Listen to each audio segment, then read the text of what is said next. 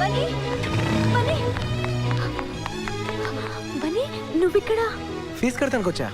Fees కట్టేసా.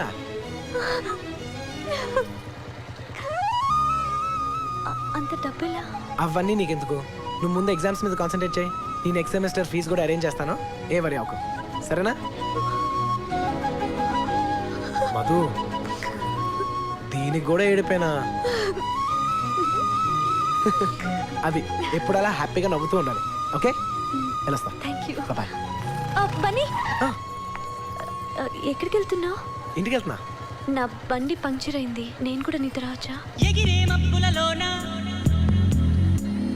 పగలే వెన్నెల బాన పలికే నవ్వుల వీణ గుండెల్లో సాగే రాగాలేవో.